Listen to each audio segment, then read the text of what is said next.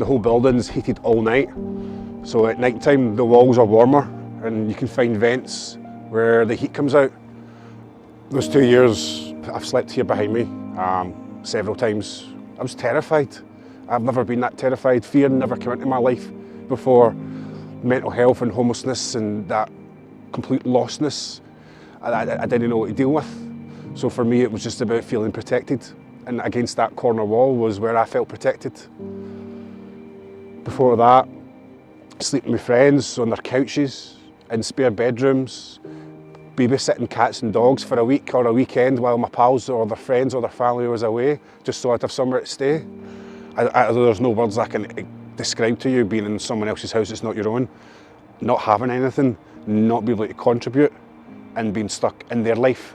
I could touch what they had and I had it before, but it just gone and I had no idea where that went to.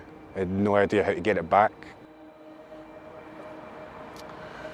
The flat just up there in the middle on the left, that was a temporary flat that I was to be given when I was homeless. But I was in this property for 3 years.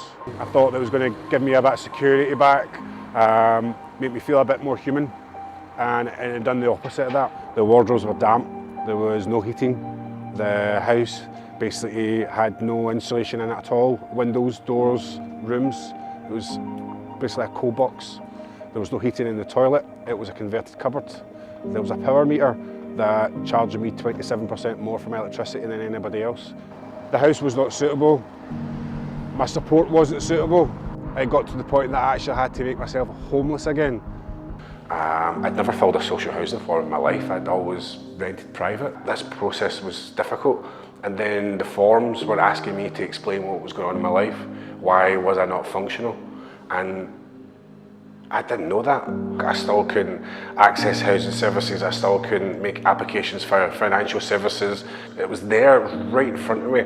I couldn't go in. I was at the worst physical, visual, emotional and smelly state of my life. There was no way I would feel comfortable and confident enough to go into a doctor's or a GP or a housing association where they're all immaculate and it's all shirts and ties and it's all... I felt that that wasn't for me and that kept me away. And I came across an article for a service. So I turned up to this very room, sat at this very seat with 13 people around the table, and what was coming out of the room was basically, it was about people in the community, helping people in the community. And around about 18 months to 2 years later, I then became strong enough and confident enough to actually put a housing application in, to apply for some financial support, to relieve the aggressive symptoms that I had, which flipped my life upside down for the first time in most of my life. I don't need to move again. I've been moving since I was 17. I'm 39. It wears you out. You collect all these memories going through life. I've never had anywhere to put them. I've never had a wall to put a picture up. I can never remember the people that I've lost. It's always been in a box or a bag. So it's a bit unusual like myself, but I love it. I wouldn't change it.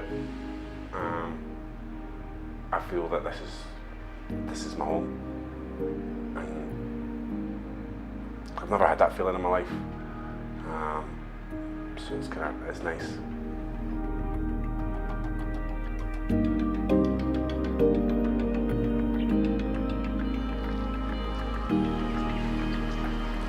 My name is Derek and I live in Glasgow, Scotland.